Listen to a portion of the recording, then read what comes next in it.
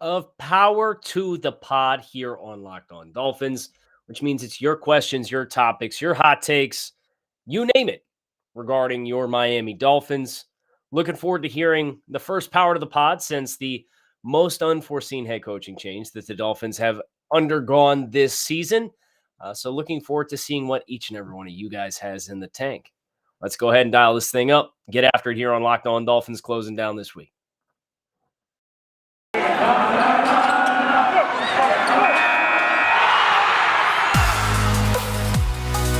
Locked On Dolphins, your daily Miami Dolphins podcast, part of the Locked On Podcast Network, your team every day.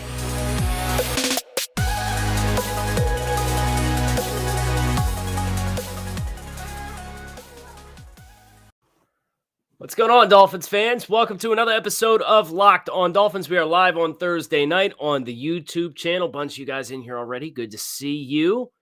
If you're not on the YouTube channel, Locked On Dolphins, and if you are here, make sure you like the video, hit subscribe. That way you get to push notifications when we go live. But if you're not and you're on the podcast feed for Friday, you're welcome all the same. And if you want to partake in this, you can't make the live shows, go ahead and leave a review on the show. And with Power to the Pod and specify Power to the Pod, 5-star only though. And we'll go ahead and dig in, and we're going to go ahead and dig in today. I'm sure a lot of great questions from you guys. I want to thank you guys for making Locked On Dolphins your first Miami Dolphins listen of the day. A lot of great options out there, a lot of great personalities, and always humble to see those of you who rally and make sure that Locked On Dolphins is a part of your daily routine. So, for the record, Ghost of Adam Gase was the first comment in the comment section. So I know there's a battle going on there. Dolphins craze, you did not beat him. Sorry to say it. Yes, Ryan, we are just getting started here on the show. So the way these work, I do have some iTunes reviews that have been submitted. Going to read through them, not as much as last week, which was like a crazy amount for the end of the season. And then we're going to get into the live stream comments, and there are a bunch of you guys running through here already. So looking forward to digging into all the live comments, but starting with some iTunes reviews. Starting first one with QB is the topic from DBag34. All right. Good morning. Huge fan of the pod and huge Dolphins fan living in New Jersey. What's up? I'm just across the bay. I'm over in Delaware. Been supporting Tua for a while now, but I believe they should bring in Gardner Minshew. The kid is a winner and would instantly add competition to the team and could end up being the team starter. What do you think? I think Minshew's always going to be that guy that has appeal to bring into a quarterback room and introduce some competition. And I said this on WQAM Joe Rowe show this week. I think the Dolphins would be doing themselves and Tua a disservice to not bring some level of competition into the quarterback room this offseason. You don't want to give him the Ryan Tannehill treatment, right, where he's not pushed at all for the continued, he's shown that he needs to continue to improve. So don't coddle him. Don't treat him with kid gloves. Now, don't drag him through the mud if he's the guy who you're planning on being the starting quarterback next year. But at the very least, bring somebody else in there who can legitimately compete and push him and let the best man win the job. And that's how every position should be. And obviously, when a player is drafted with the 5th overall pick, kind of those expectations aren't really there that's going to be needed. But Gardner Minshew, super tough, gamer, kind of fearless. I like him. I like his DNA as a player. He's an awesome personality. Met him at the Senior Bowl the year that he came through the draft process. And he's one of those guys who's routinely going to be available for a day 3 pick. And if the Dolphins, whoever this new coach is, comes in and conducts their assessment of the quarterback room and says, I would like to bring in some competition, but we're not going to spend a first-round pick on one or trade a bunch of first-round picks out to go get a guy that's an established high-level NFL starter, then a guy like Gardner Minshew makes a lot of sense. So, D-Bag, and I say that as a term of endearment since that's your username. I want to be abundantly clear. I think you're on the right track there with something, depending on what the evaluation of the quarterback room looks like for whoever they end up bringing in. Another quarterback question, and it's a name. It's going to take this conversation to a name that was talked about early in the week. And it was a lightning rod topic, and it's Kirk Cousins. So this one comes from ! Go ahead and open up this full review. Going into the offseason, there's lots of talk about glamorous upgrades at quarterbacks such as Watson, Wilson, and Rodgers. How would you feel about making a move for someone like Kirk Cousins, less glamorous, but I feel like Kirk would have gotten us a couple more wins this season and a playoff berth? From Mark. I do think Kirk kind of gets the raw end of the stick from like a general perception of his play as a quarterback. What's interesting about any potential dealings for Kirk is any team that would be trading for him would be arguing age and financials. And that might be enough to drive the price down, where it could be something that, again, if that was the investment level that the team felt comfortable with to introduce some competition, I'm not trading a first round pick for Kirk Cousins, right? But Kirk's going to be 35. I think he's due $35 million next year, and it's fully guaranteed right now. So as you're a team and it's like, yo, I'm trading for a 35-year-old quarterback that's due $35 million this year. Come on, like, let's bring the price down a little bit. And I think what you could then do in an instance which he would come in, and I would like to make abundantly clear, I'm not saying Kirk Cousins is my choice for path of quarterback. I'm just talking through how I would approach a negotiation if I decided I wanted to bring Kirk in.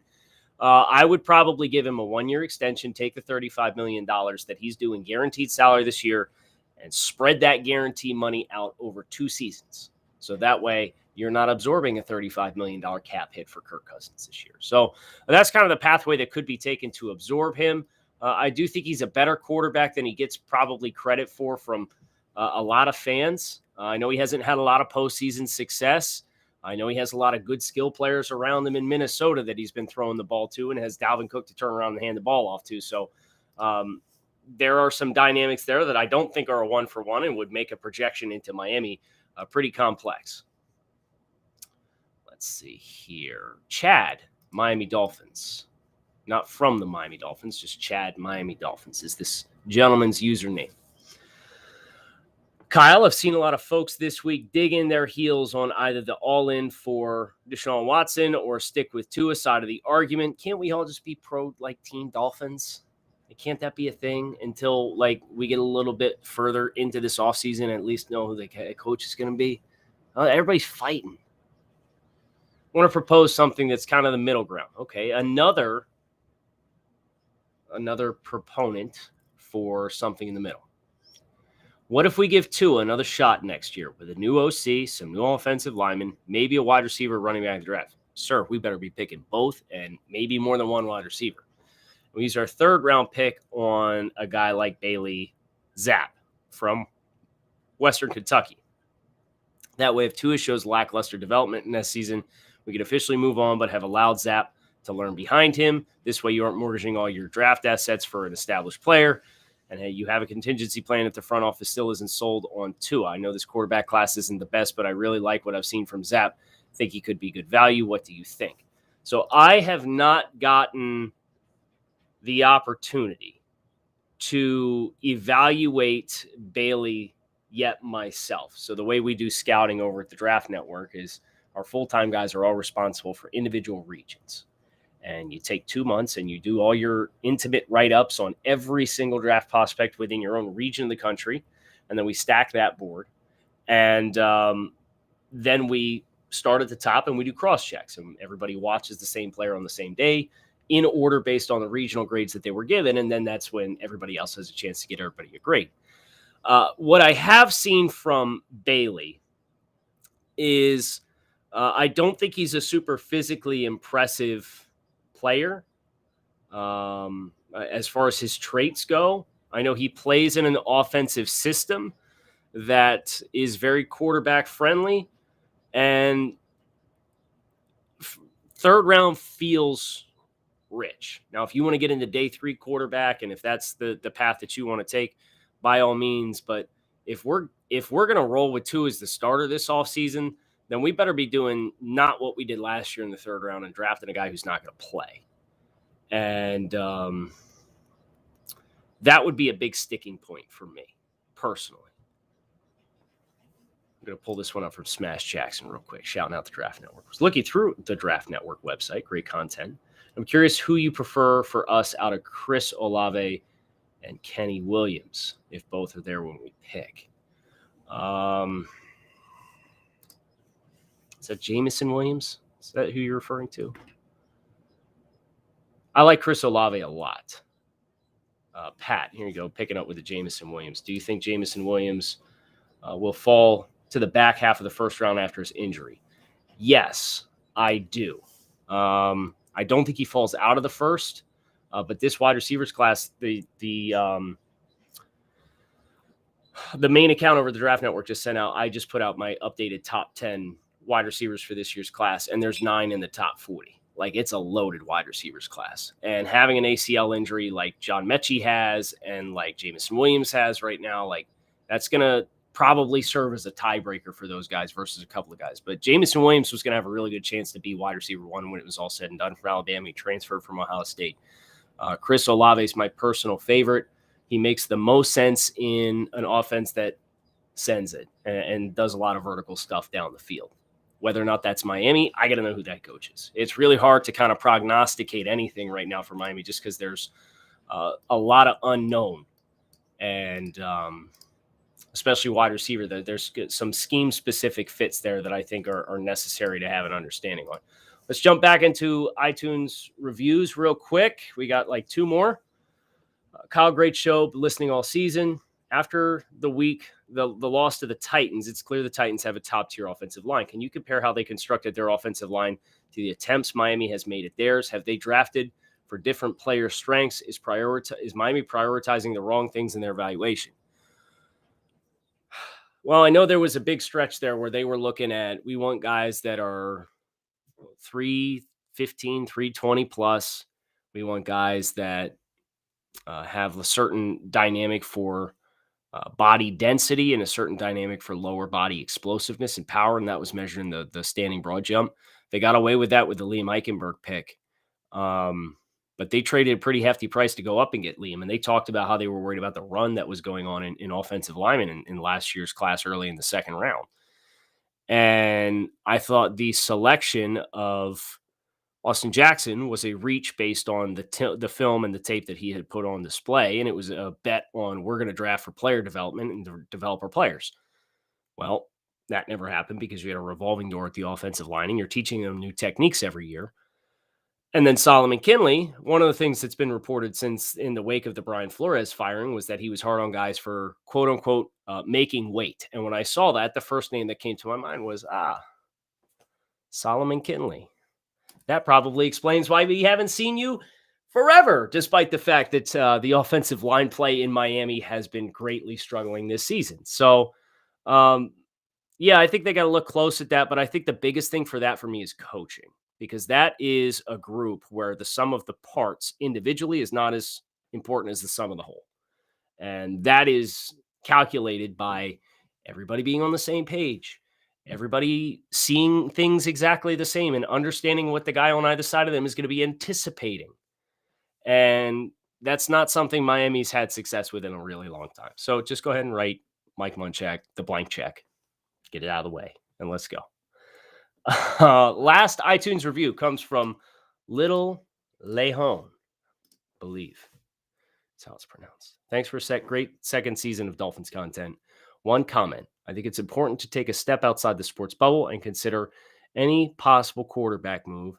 If the player in question cannot clear his name before said move is made, the stain on the franchise would be great and the public blowback will be astronomical. I've rooted for the Finns for 38 years, but I will sadly pause if they do this because the names on the back of the jersey are inextricably connected to the name on the front. Keep up the great work. Appreciate you chiming in. And I know there's a lot of Dolphins fans that feel that way. And of course, any possible move for said player in question is going to invoke a lot of moral questions for all of us that we would need to. I've tried not to confront myself with that moral conflict and am going to allow myself to have that opportunity should said situation arise. But in the meantime, heads down, been focused on the Dolphins who are here, players who are on the team. And we'll get into hypotheticals and how to build the team and what those expenses and opportunity costs might look like here over the course of the next couple months. Listen up. I know you're all looking for an edge these days. And I want to thank OnlineGambling.com for sponsoring today's podcast. They give you the bettor's edge at OnlineGambling.com. Throughout the playoffs, they're providing you with the best NFL tips, news, and more to help make your bets as informed as ever. The experts at OnlineGambling.com have set me the challenge for putting my own knowledge to the test and coming up with my early Super Bowl predictions to see how much of an expert I really am. As I said yesterday, I am leaning into the Green Bay Packers. I think there's a lot of momentum there. They're getting healthy at the right time. Bakhtiari's back. Jair Alexander coming back. Zadarius Smith's expected to play in the playoffs. Like that plus Aaron Rodgers plus my choice for Coach of the Year and Matt LaFleur. And going to have a hard time not picking Green Bay.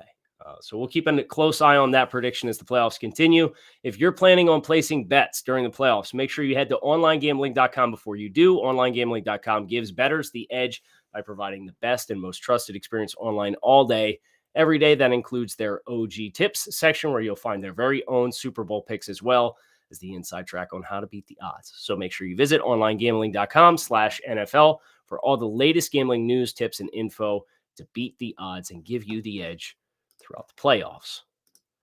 If you've been listening to this podcast for any amount of time, you've probably heard me mention this app before, but if you haven't pulled the trigger yet, now's the perfect time. Get Upside.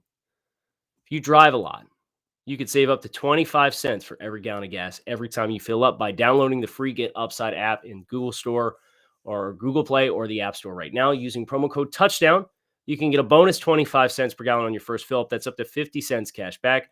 Don't pay full price at the pump anymore. Get cash back using Get Upside. Download the app for free and use promo code Touchdown. You can save as much as $200 to $300 a month. If you drive a lot, you can get the cash back added right to your account. You can cash out anytime to your bank account, PayPal, or any gift cards such as Amazon or other brands. Just download the free Get Upside app and use promo code Touchdown. What are you maniacs doing in the live section here? Troy. Okay, so we're talking quarterbacks. It's the theme of the day. Troy wants to know Derek Carr, if there's any appeal there. I think Derek Carr is another one of those quarterbacks who is underappreciated. But with them making the playoffs, I have a really hard time seeing them, especially running the table the way that they did. I have a hard time seeing them transitioning away from Derek Carr. They may end up sitting on their interim head coach and making him the full-time coach. And if that's the case, I definitely think that's somebody I would expect to see remain in Las Vegas. Ghost of Adam Gase talking my language. Bring back Reed Sinnett. As a QB3 developmental kid, I'm rooting for him, hoping for the absolute best.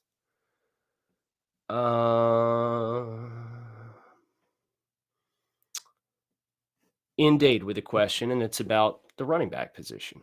Tyler Algier, who is from BYU. I know he is big, dense, physical. Our scout who did his full write-up, Damian Parson, really liked him. Came back and said, yeah, this is a between the tackles, thumper, kind of in the same light that Elijah Mitchell, and obviously Trey Sermon was also drafted by San Francisco this past year, but Mitchell took over that primary lead back responsibility and did really well. I think that is a player who possibly could be there early in the third day of the draft that would move the needle for me if you got to that point in draft and needed a offense or a running back. Pat, how would you feel about Daniel Falele for us in the second round? So Daniel Falele, right tackle, Minnesota Golden Gophers, they play very RPO heavy offense. So there's a correlation there for what the Dolphins did this past year that I would have said, yeah, it would have made a lot of sense, but we don't know what kind of offense they're going to run. Falele is a freak. Think Jordan Maitala, who was a 7th round pick for the Philadelphia Eagles and is now their starting left tackle and is an absolute freak of nature, both from Australia. Falele is like 6'8", 380 pounds, moves phenomenally for a player of his stature. If he's there in the second round and the Dolphins haven't addressed and gotten 2 starting tackles based on where they want to move Liam Eichenberg, then yes, let's have the conversation. Let's absolutely positively have the conversation.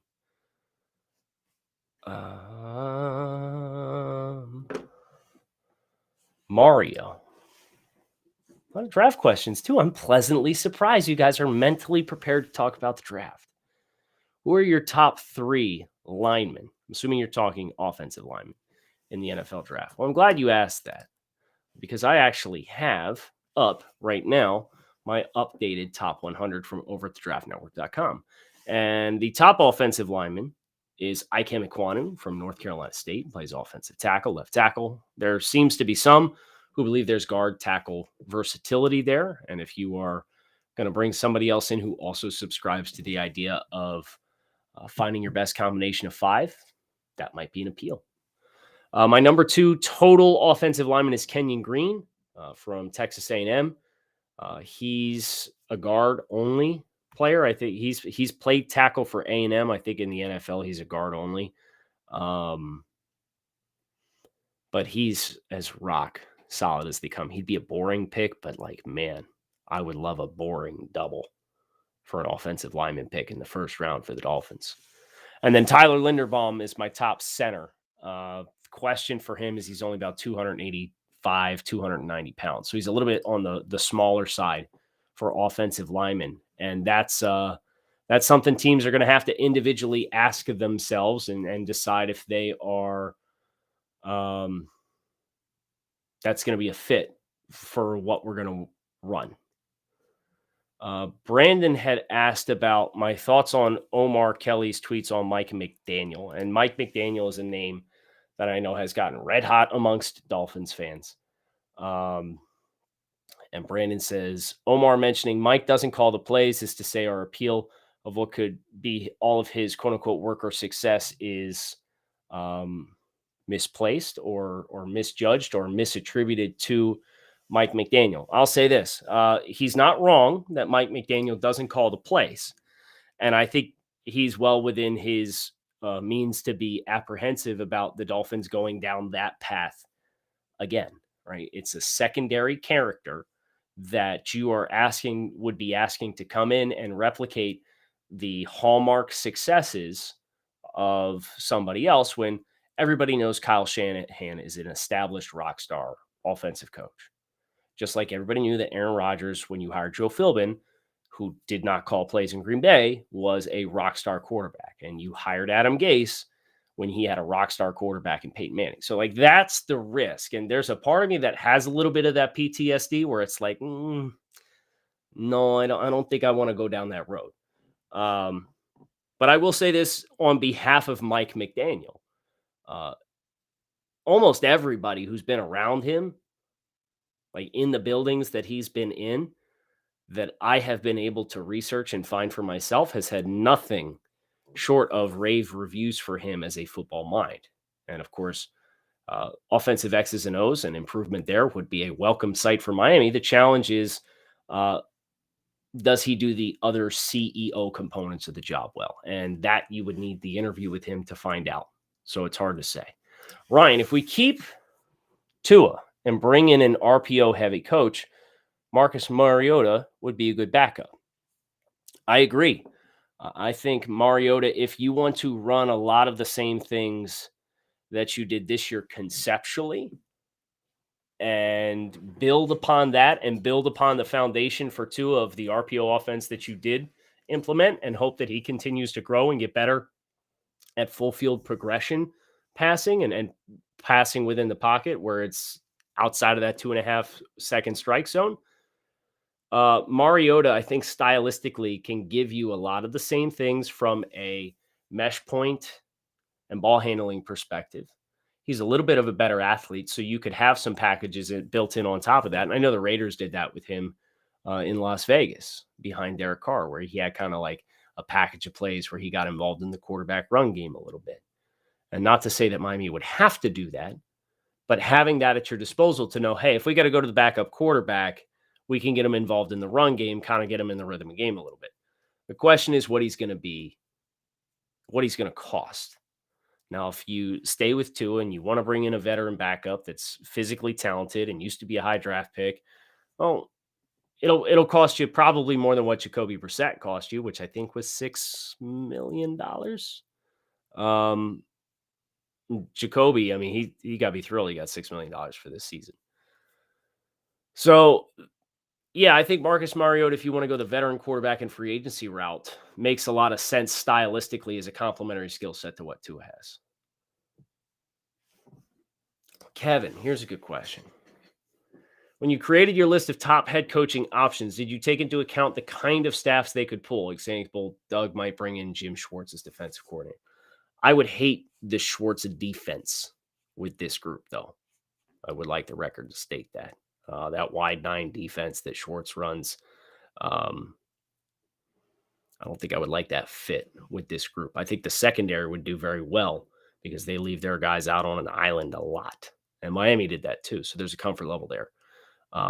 But your defensive front has a lot of guys who are geared more towards gap control and gap exchanges and schemed pressures. And if you go to a true wide 9 defense where you're asking everybody to shoot up the field, that'd be a bit of a transition. You probably need a couple pieces there to make that work. But yes, I did try to take into account relationships that those assistant or that those guys have in their back pocket for potential candidates. I didn't try to craft a true simulated assistant coaching group. Here's one from Juan MD. You seem higher than most on Nicholas Petit-Frere. Would you target him in the first round? Are you concerned about the Michigan game? So, if you're not familiar with Nicholas Petit-Frere, he's the left tackle for the Ohio State Buckeyes. And he's very, very toolsy. I would say this, his floor, aka what he is right now, is comfortably better than what Austin Jackson was coming out of USC. If that guy got drafted at 18, and I know it's a different offensive tackle class, so that can't be a 1-for-1 when Austin Jackson was the 4th tackle off the board. But I like his game much better than Austin Jackson's. And I think he has really high-end physical tools. What makes me feel better about the Michigan game is I know Ohio State did this weird little thing where they kind of moved them around on the offensive line, and they take Petit-Frere and put him back at right tackle, and then they take Thayer Munford, who was playing left guard, and kick him out the left tackle. And that was the play that everybody saw of Aiden Hutchinson, where he's nailing the dude down before the snap and calling him out, and he just railroads him and runs through him like he's not even standing still. It was the left tackle, but at least that wasn't Nicholas Petit-Frere. That was Thayer Munford. So I think he's a first-round caliber offensive tackle. Yeah, he's a top 20 player for me right now as things currently stand. I think he's a lot better playing left than he's playing right tackle. He started at right tackle in 2020. So, again, a little bit of positional versatility, just like we talked about with Ike Mekwonu from NC State. Adrian. Okay, here we go. What do you think we're currently lacking positionally? What position should we look for in the draft based on the strengths of this class versus where should we look to sign guys based on free agency? Adrian, this is about 2 weeks worth of content, my friend. I will do my best to give this answer proper justice without taking away 2 weeks worth of content for this offseason. I gotta do a show every day for the entire offseason now. Like let's be reasonable here. But I will say this. The wide receiver class is loaded. The defensive end class, pass rusher class, is loaded. The cornerback class is loaded. Your offensive tackle class, I feel pretty good about through the top 50.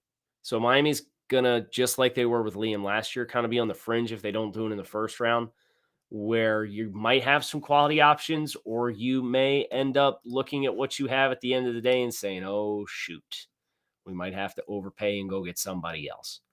Let me pull up the right board here. We do offensive tackles. This way I can filter it for you guys. So top 50 tackles for me, personally, as things currently stand, is Ekwonu, Petit-Frere, Charles Cross, Evan Neal, Trevor Penning from Northern Iowa. We already talked about Ekwonu. We already talked about Petit-Frere. Charles Cross is from Mississippi State. Evan Neal's left tackle at Alabama. Trevor Penning from Northern Iowa. And then Daniel Falele from Minnesota. There's a guy just a little bit lower than that for me who I think is really interesting. His name's Bernhard Raymond from Central Michigan. and he's developmental. He's an exchange student from Austria. He's still a little lean. He added a lot of weight this past offseason, but he came to Central Michigan as a tight end, and he played his first 2 seasons on the roster at Central Michigan as a tight end before transitioning. He had 20 catches for 164 yards in 2018 and 2019 combined before stacking weight. And then in the COVID season was the first year he played offensive tackle, came back this year, a lot more mass stacked on his frame, thought he moved guys pretty well. It's a high ceiling player, but it's also a player that would need player development. And we've seen how that story goes for the Dolphins.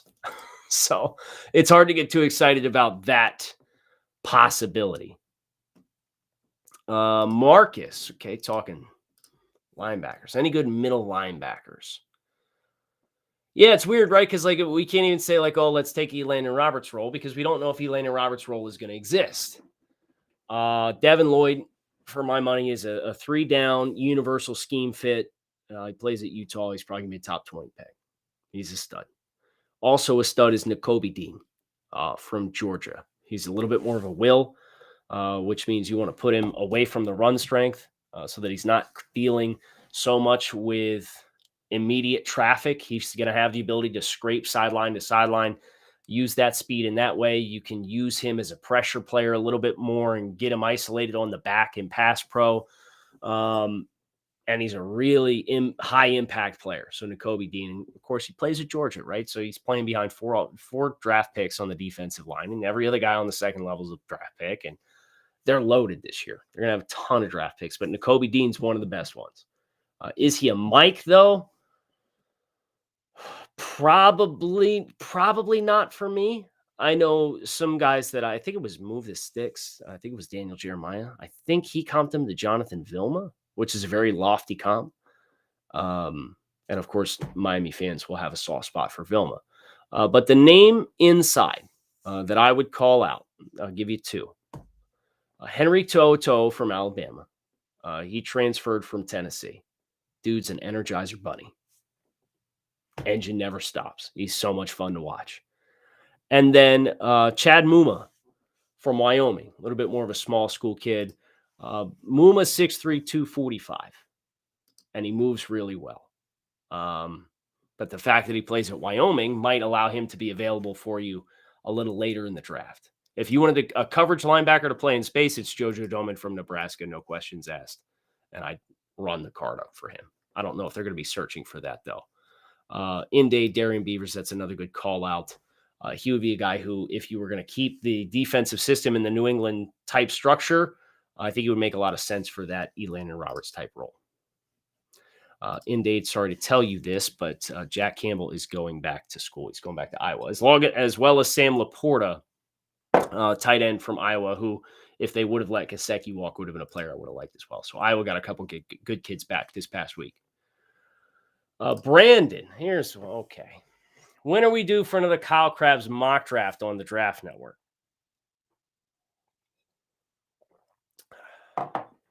Monday. Stay tuned. No further questions. Listen, I'm going to tell you about our friends over at betonline.ag as we bring power to the pod this week around the corner. And by the way, I want to thank you guys. This week of Locked On Dolphins is currently set to be the most listened to in the history of the show. And I hate that it took a coaching change for us to get to this point. But it's been really, really fun to chat and talk with all of you amidst all these changes. And that's why we'll make sure you guys are all set up for your betting success. Bet Online would like to wish you a happy betting New Year's. We continue our march to the playoffs. They are the #1 spot for all the best sports wagering action for 2022. New year, new updated desktop and mobile website. To sign up today, you get a 50% welcome bonus on your first deposit if you sign up. So use promo code LOCKEDON to get started from football, basketball, boxing, hockey, UFC, right to your favorite Vegas casino games. Don't wait to take advantage of the amazing offers available for 2022. BetOnline is the fastest and easiest way to wager on all your favorite sports, is where the game starts. If you're new to the program, maybe I would assume everybody here, especially the 100 plus of you who are on the Thursday live stream. And the only reason I say that is to make sure if you aren't involved, that you come be a part of this really cool little community that we got building on YouTube over at Locked On Dolphins. But if you've been listening to this show for any period of time, you probably know about Built Bar. It's the new year, which means New Year's resolutions. If yours is about getting fit or eating healthier, make sure you include Built Bar in your plans. Built Bar is a protein bar that tastes like a candy bar. It makes it easier to stick to your resolution if you actually like what you're doing. It tastes so good. Built Bar is something you're going to want to eat, unlike other protein bars that could be chalky, waxy, or taste like the bottom of your shoe. They're high in protein, high in fiber, low in calories, low in sugar. They got 100% chocolate on all their bars. So what's not to like? I got like a little stash back here in the cabinets in my office, and everything else got thrown out. It's just Built Bars. And I would get over there and show you, but then you'd see me in my boxer briefs sitting here recording the show. So we're not going to do that. You can go to built.com, use promo code LOCK15 and get 50% off your order. That's built.com, promo code LOCK15 for 15% off at built.com. For the record, I have shorts on. Was comic relief. Nobody bailed on the stream, so I appreciate you guys sticking with me through it. Couple more live review questions. Oh, good call, John. Troy Anderson from Montana, late round stud. It's a good call. I believe he used to play quarterback. Ghost of Adam Gase. What about tight end Wiley from Cincinnati? If Mike Gesicki leaves, he's also going back to school. It's been a tough week for that. Stan Marino. You're the man. Thanks for the content. Can never get enough. Thanks for watching. I feel like that was like a 5-star review, but live here in person. It's very flattering. Jake, here we go. How does Greer's approach to salary cap and signing players differ than that of the Saints' approach? Is one better than the other? Okay. We're going to do this, and the only reason we're going to do this is because we talked about this on our staff meeting over the draftnetwork.com right now. New Orleans Saints last year, going into free agency, were more than $100 million in the red on their salary cap. And they magically managed to get out from underneath all of it. And it was applauded as this modern miracle. And Mickey Loomis is a wizard. And lo and behold, the team got worse.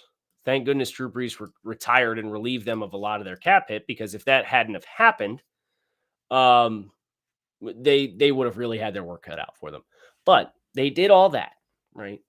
And now they're going to come into this offseason, and they're $71 million in the red. So all that work last year to manipulate all that money, lose players and depth as a result, and get to this point. And it's pretty amazing the way that they have structured their cap, where they have 12 players that are due for a $10 million cap hit or more next year. They have 4 players with a cap hit of over $20 million, and none of them are quarterbacks. And the next highest after Marcus Davenport, who's on at 12, is the kicker, Will Lutz. But here's the problem with the Saints doing business the way that they've done it and restructuring the way that they have versus Chris Grier, who front loads contracts and has a lot of more stipulated money and is more strategic. And he doesn't do what the Mike Tannenbaum thing was here in Miami, which was restructure contracts that are your most highest paid, cut down all that salary into minimum, convert it into a signing bonus, prorate it out the rest of the way. We'll worry about it 2 years from now. Because you know what's going to happen with Mickey Loomis here?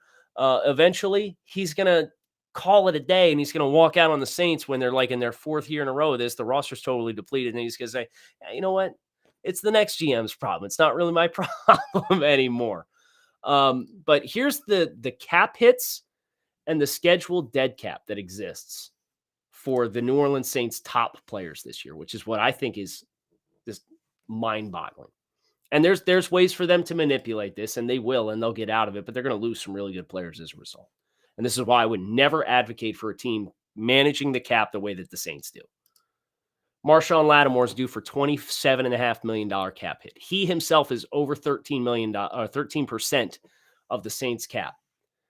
But his dead cap figure is $13 million higher than his actual cap. And what that means is if you trade him before June 1st, you owe $13 million more against the cap than the $27.5 million that he's on the books for.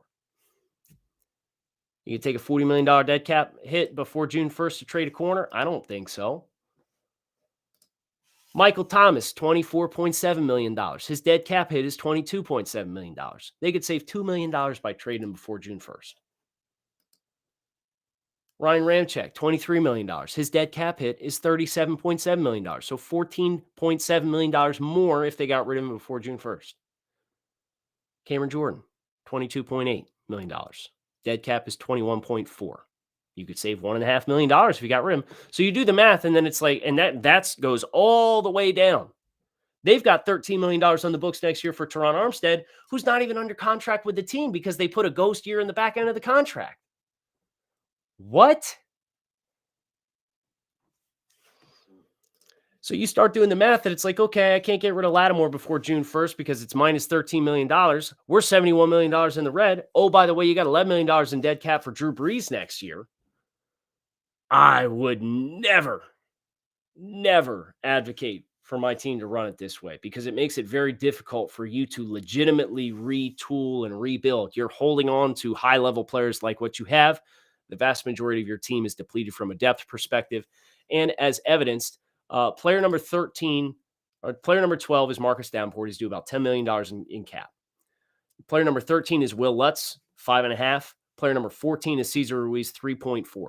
You've got a gap of all of that middle ground of reasonable players that are like worth 2% of your cap, and you can't touch any of it. So that's starting to get on the train, but I really enjoy the